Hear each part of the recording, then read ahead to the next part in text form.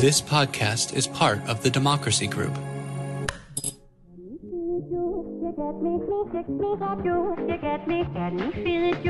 Welcome, welcome, welcome. We are talking politics and religion without killing each other.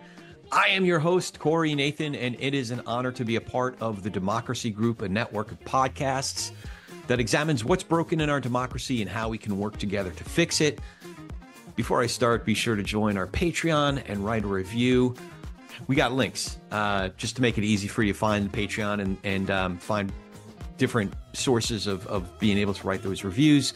All of it helps so that we can continue having conversations like the one we're having today about mental health.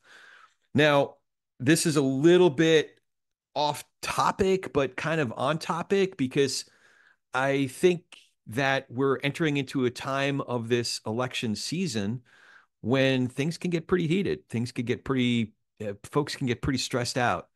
I know it's definitely a proclivity of mine to get caught up in the latest polls and the latest controversies, the latest Twitter wars or what have you.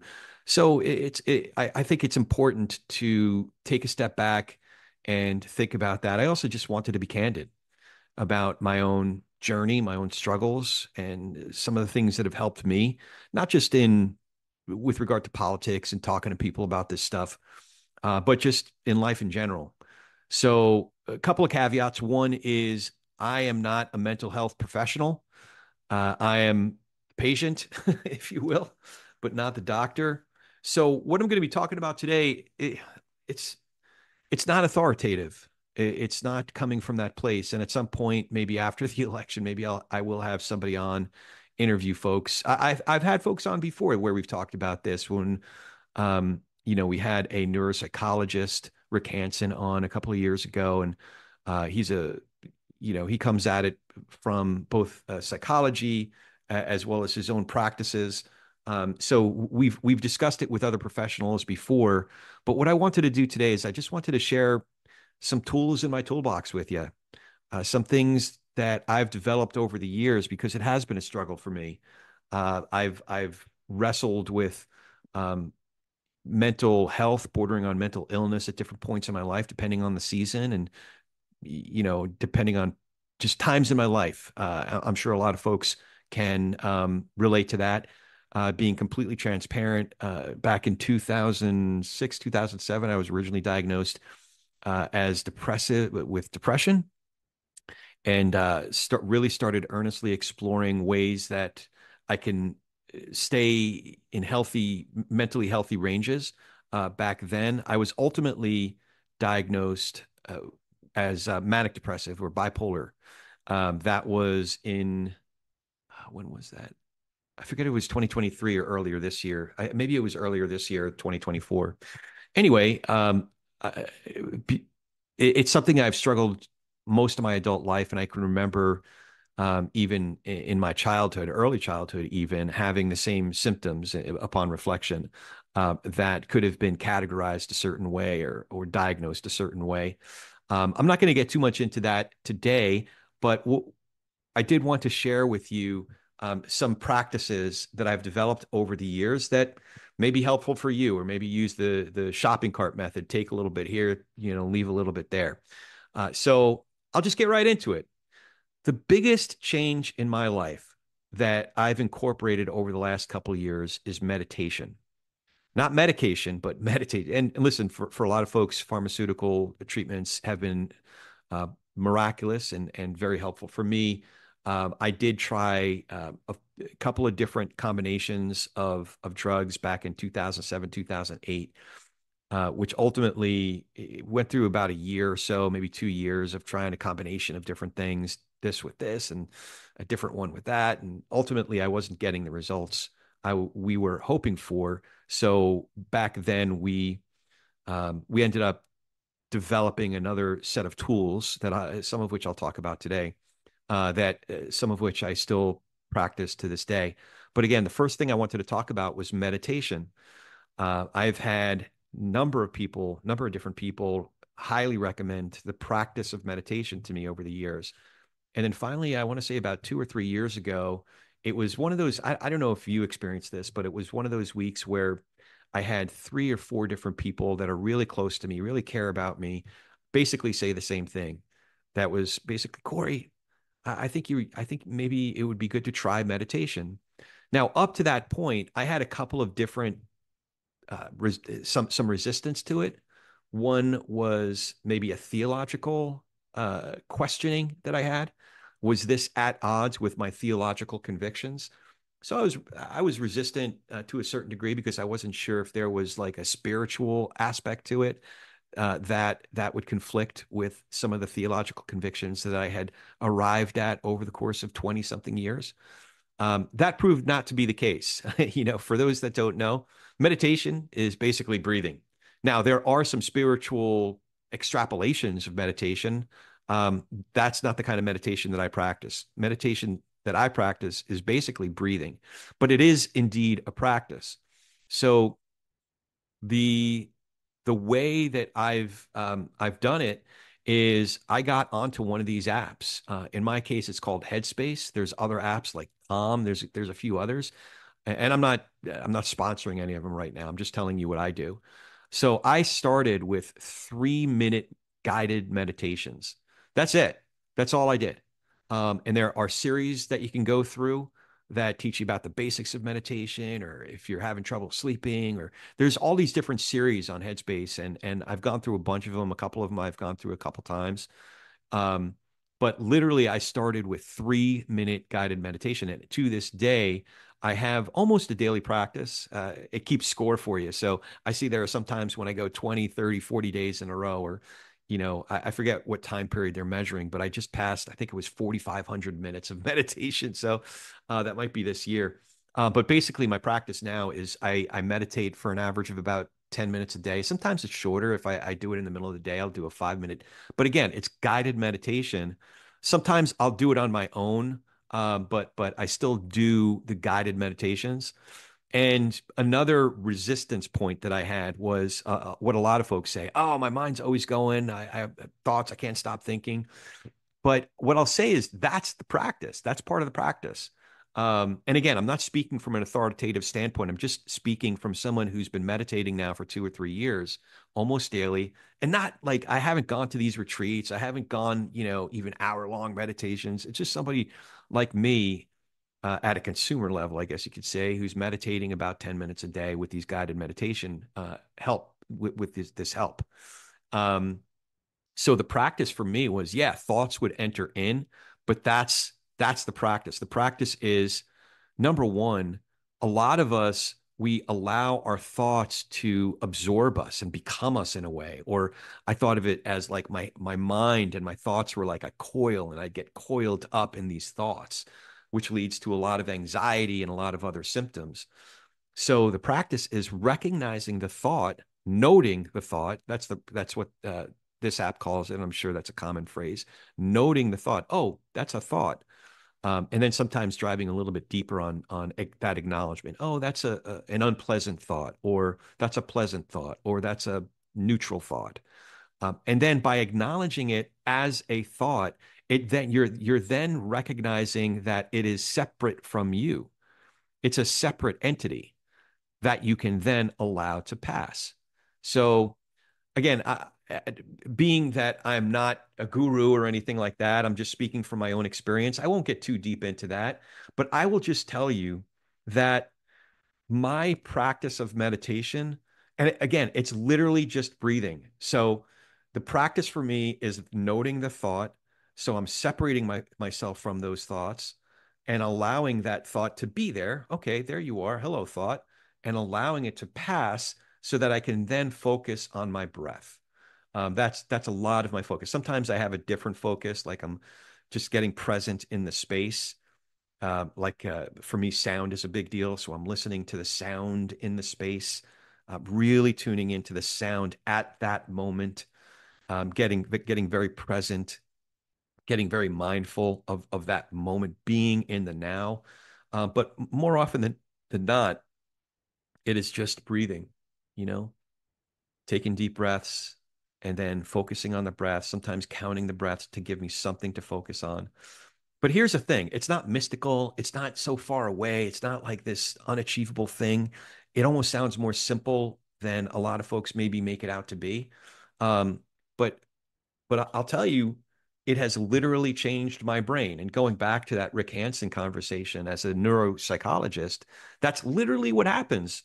Our brains have these basically like electrical connectors. And you can tell I'm not a doctor. I didn't get a postgraduate degree in this stuff. I'm just describing it from having read a lot and practiced now for a couple of years.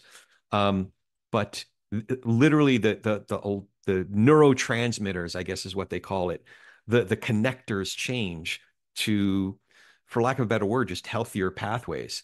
So looking back at my journals, from 2007, 2008, the results and what I was supposed to be feeling back then from medication, I didn't derive. I didn't get it. But looking at what I was supposed to be experiencing, fast forward 15, 20 years later, it's not quite 20 years now, but a decade and a half plus later, I am experiencing that now through meditation. So that's the biggest tool in my toolbox. And if you want to talk about that more, reach out to me via LinkedIn or Facebook or any of the, threads or any of the, I'm on it. I'm on it all at Corey S. Nathan at COREYS as in Sam, NATHAN. Drop me a note or what have you. I'm happy to talk more about that and the experience I've had. But again, this whole conversation is a shopping cart method. If it's not for you, if there's some resistance to it, or maybe you've tried in the past and it didn't stick, that's cool. Leave it on the shelf. The next thing in my toolbox, I have already alluded to back in 2007. One of the books I was reading at that time was The Artist's Way by Julia Cameron. And she talks about, I think she called it the morning papers. And I took a version of, I started following her prescription pretty to the T, but I developed over time a practice of writing that to me was basically the purest form of prayer.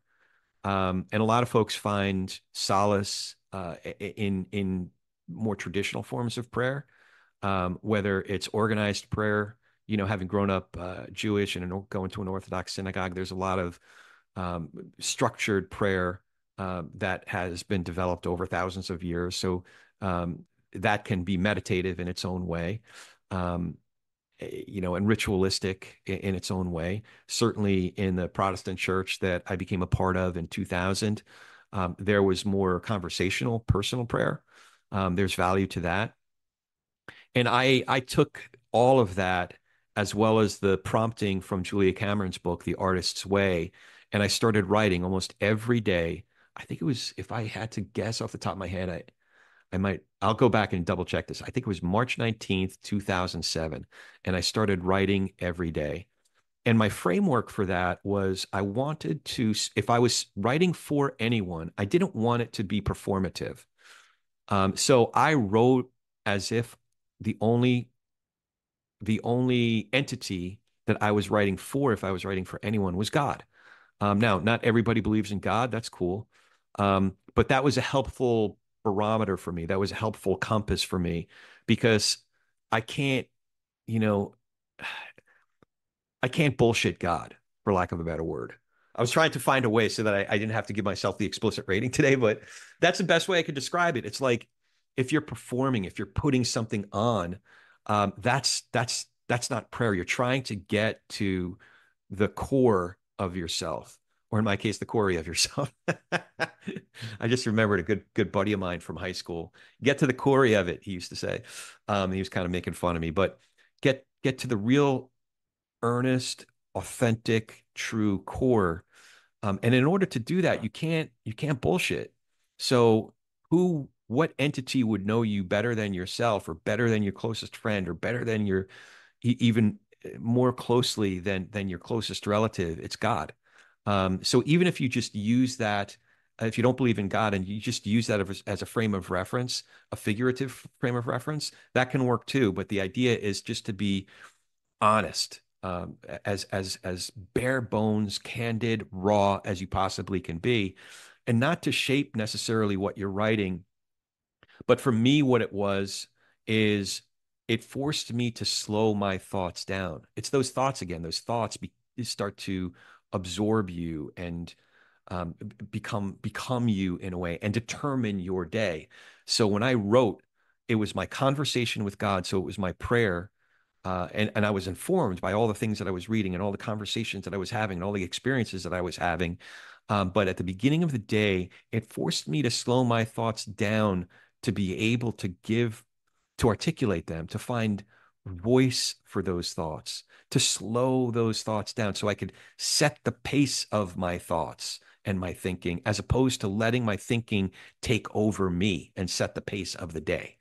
And I discovered over time, because I do happen to believe in God, I discovered over time I think it was C.S. Lewis who talked about prayer this way, that it wasn't me talking to God so much as God talking to me. When I slowed the thoughts down, it opened up the possibility to allow for better perspective to enter in. Now, for those of us who are theists, uh, we can attribute that to God's voice. We have to quiet ourselves so that we can hear God's voice. Some folks might think of that more as listening to the universe, being more in tune, equanimity. But that was a really, really important practice for me. Again, setting the pace of the day, slowing my thoughts down enough so that I could articulate them. In the beginning was the Word was with God, the Word was God, but giving word to inarticulate thoughts so that I could set the pace of the day instead of the day and the runaway thinking setting the pace for me. So meditation, writing, and prayer. But also a third arrow in my quiver is exercise. Whatever that means. During COVID, man, I was walking a lot. Um, I was going 5, 6, 7 miles a day, listening to a lot of podcasts. We happen to live about a half mile from a bunch of horse trails, so really, really great to be able to enjoy the outdoors. During the summer, it got really hot, so I tried to get out there early morning. These days, a couple of different doctors and friends who really know good health encouraged me to start working in strength training. So I got back to some of that, for bone density and different reasons, but also just the discipline of it to get our blood moving, to get our joints moving, to lubricate those joints. Everything works together in mental health. Everything works together. In the monotheistic religions, there is a central theme comes up definitely in Hebrew Bible and New Testament. Love the Lord your God with all your heart, soul, mind, and strength. Heart, soul, mind, strength. Those are four dimensions of what it means to be human, and they all work together. So the strength part of it, obviously, is what I'm talking about. But it is important, even if it's just 20 minutes, a half hour. Some folks like yoga, some folks like taking a walk, some folks like lifting, some folks like other types of exercise. I was just joking with somebody today. During my first midlife crisis, I fought competitively. I had been a wrestler in high school and then studied different forms of martial arts, different art forms. And then in my mid 30s, yeah, I got started early on the midlife crisis, so I started actually fighting competitively. But yeah, it's a great way to breathe and move and get your body involved in the whole process of being alive. So meditation, writing, which for me was prayer. A lot of folks pray, um, exercise, getting your body involved. And then just as we would, if we're paying attention to our health, we eat well and nourish our bodies with good nutrition. We also have to feed our minds in a healthy way. Now, a lot of folks end up reading mechanically what's coming up on their phone or their Twitter feed or their Facebook feed. I would say that's the equivalent of eating, the worst, French fries all day, every day. That's not healthy, typically. Now, we can curate our feeds. That's the caveat. We can curate our feeds so that we're following people who are, healthier to follow, if you will, mentally. But when I say reading, that's not what I'm talking about. I'm talking about reading great literature, great, great nonfiction as well as fiction, because that's like, eating a well-balanced, healthy meal. And by the way, you feel really good. You feel really good afterwards. And over time, I use the word edifying or edification. You're when you're exercising your mind, when you're benefiting from the work of great thinkers throughout history, whether it's great philosophers, great theologians, great novelists, you are benefiting from thousands and thousands of years of wisdom and imagination. And your mind needs to be fed because if you're not feeding it, you're getting fed, but you're not curating what you're being fed. So you can be sure you're getting some crack, you're getting some French fries. So what I'm suggesting is you curate that.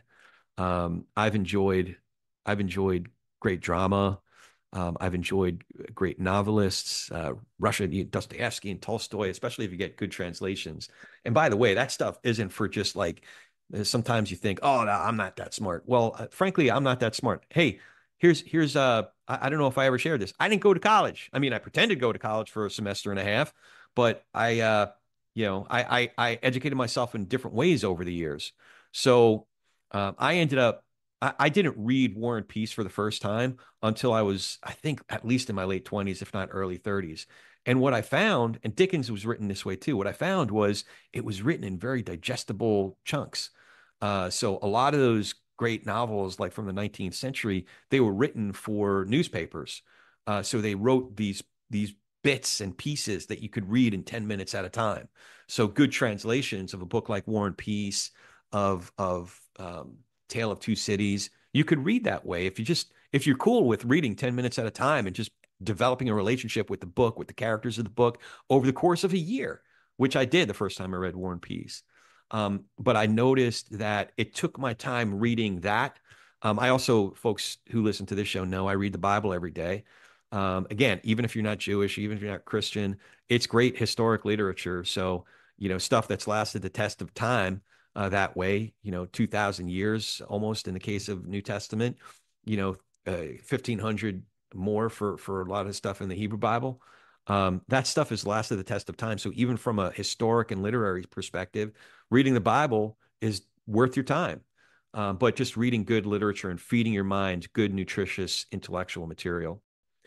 The next thing I would say is what I call fellowship. I've referred to this before a few times on different episodes, where what I mean by fellowship is be around people. The hardest thing, for someone who was originally diagnosed as depressive and then manic depressive, the hardest thing when you're in the thick of it is getting out of bed. So I don't mean that figuratively. I mean that literally. It's like if I knew there was one thing I knew, there was like little strands of reality that I was able to hold on to. Or as Tennessee Williams put it in the opening of Glass Menagerie, he's talking about the gentleman caller. He was an emissary from a world of reality that we were somehow set apart from. And I think Tennessee Williams, was speaking from his own depressive state, that he needed to be out in the world. He sought that in movies or at a bar, as his character, the character that represented Tennessee later in the play described. He was seeking it anywhere he could find it. But I'm here to tell you that something that's seemingly as mundane as going over and watching a ball game with a friend, in my case, my brother, could make all the difference in the world. If you could do nothing else, be around people. I was blessed to have a couple of friends that through, some of my darkest moments, and some of those dark moments could last for weeks, months, even years. I've had seasons that did, in fact, last for years. But it's those people who'd reach out and just say, "Hey, we're going out to lunch." Like, okay, I guess we're going out to lunch.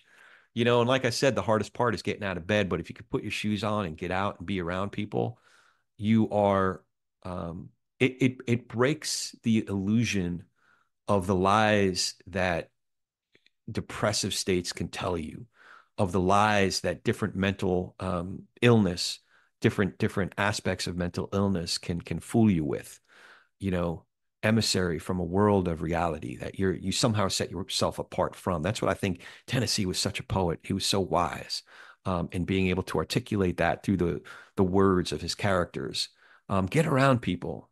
whether it's getting around people regularly through a Bible study, getting around people, even just like go to the same coffee shop every morning for a week, for 5 days. And I'm telling you, by your fifth day, somebody's going to recognize you. And that can make a life of difference for you.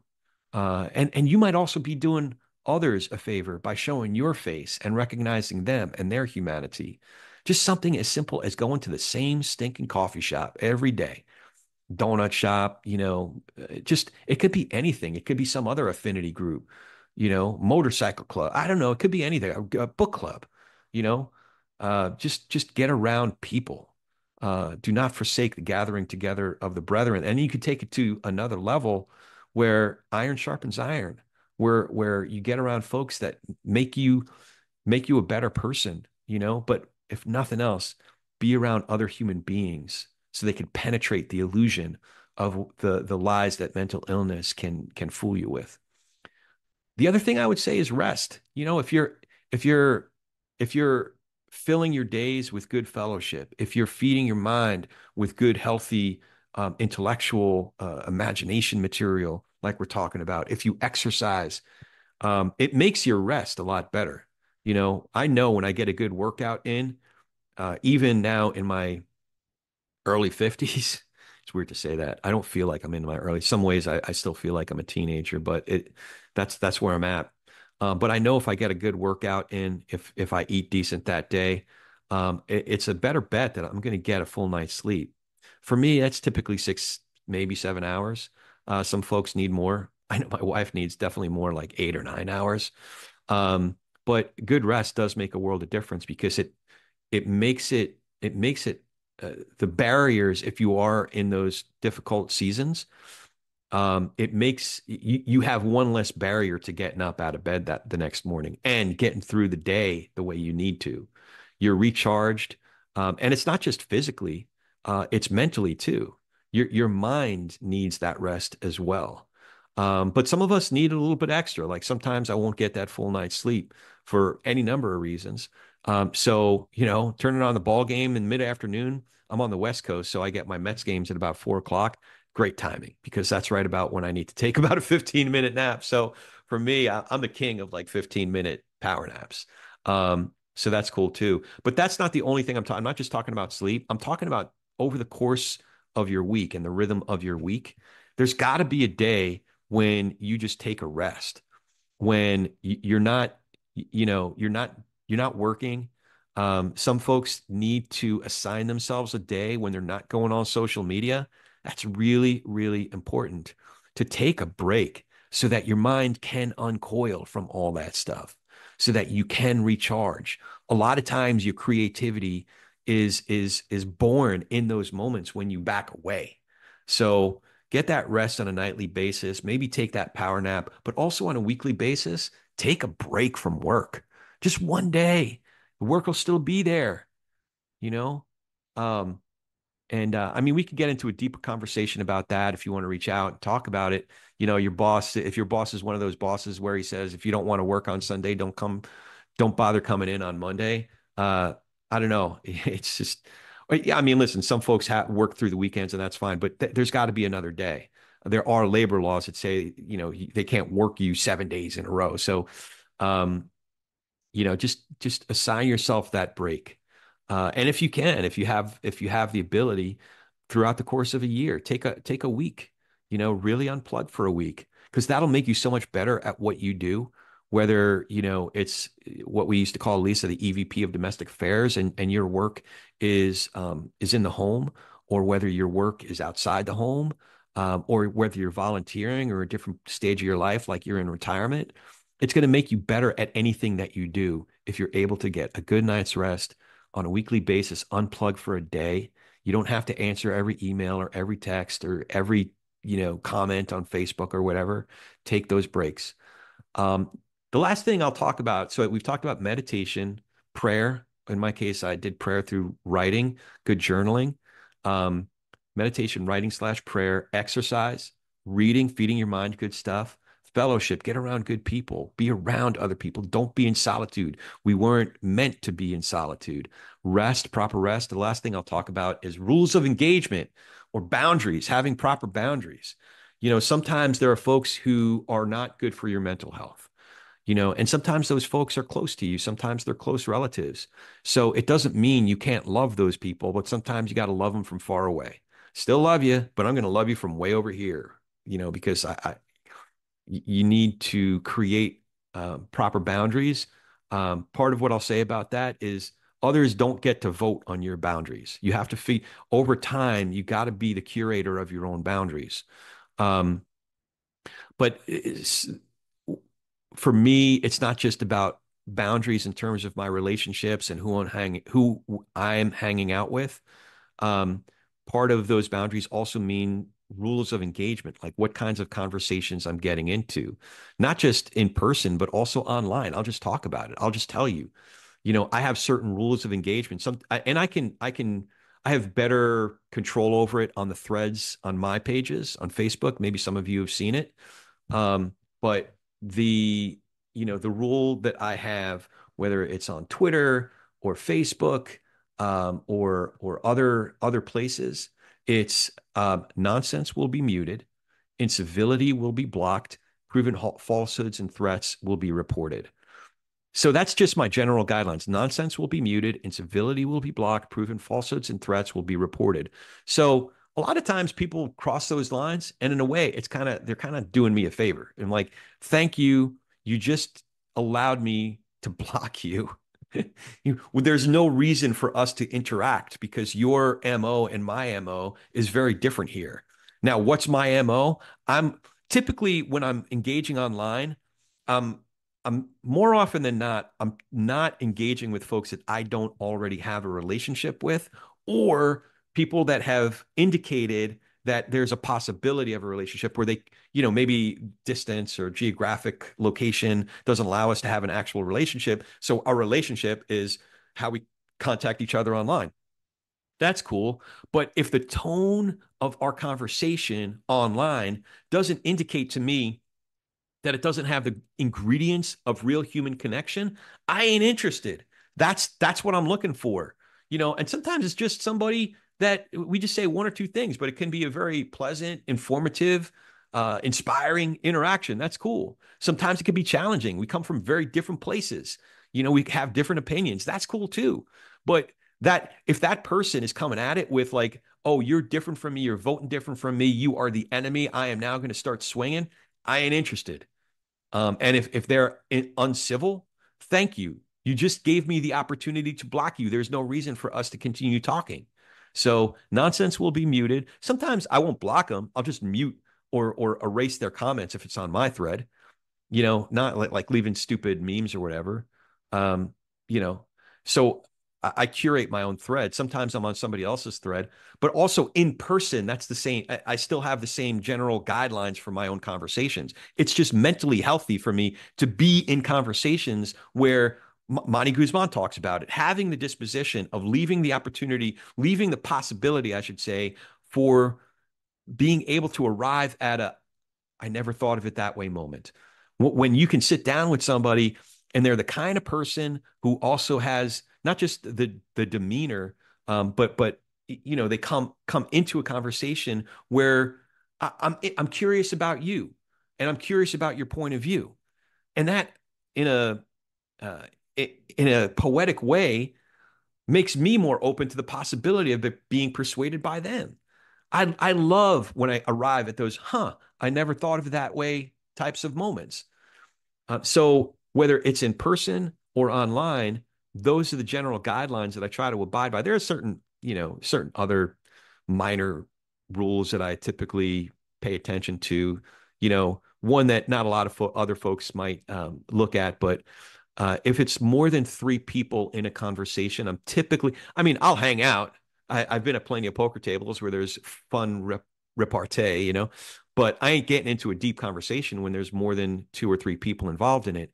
Once you get to 4, 5, 6 people in a conversation on an important topic, there's a few things that happen. One is most people who are in those conversations are just waiting for an opportunity to say what they want to say, as opposed to really listening and engaging, unless it's done in a very structured way.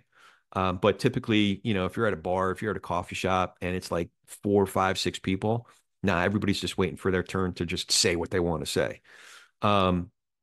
So that's just me. The other thing that happens is those conversations tend to be dominated by the people who are loudest, but often the people who are loudest are often the same people who know the least. So that's another reason I tend to not really participate in those 6-person, 7-person, 8-person conversations. But 2 or 3, I love getting into them if the person, like I said, has that demeanor of like, I'm curious, leading with curiosity as opposed to contentiousness. So those are just a few of the things. Meditation is the biggest one for me. Really changed my brain. Writing/prayer, exercise, reading, fellowship, friendship, connection, human connection, rest, and then my rules of engagement/boundaries. Again, these are just for me. I'm not a mental health professional. I'm just kind of being candid about where I've come from and some of the struggles I've been grappling with for many years, several decades now. So hopefully that's helpful for you. Again, I'd be interested in hearing your thoughts, telling me, where I got it wrong if you lead with curiosity and not contentiousness. But yeah, hopefully, especially in a time like now when things are getting really heated in the election season, I'm hoping that maybe 1 or 2 of these things or a few more of these things are helpful for you. So as always, if you dig what we're doing here, remember to follow the show, write that review. Now you can join the conversation on Patreon. It's patreon.com/politicsandreligion. Check it out. Get some of the TPNR swag. Really excited about all of it. Now, go talk some politics and religion. Take care of your mental health and do it with gentleness and respect. And have a great week.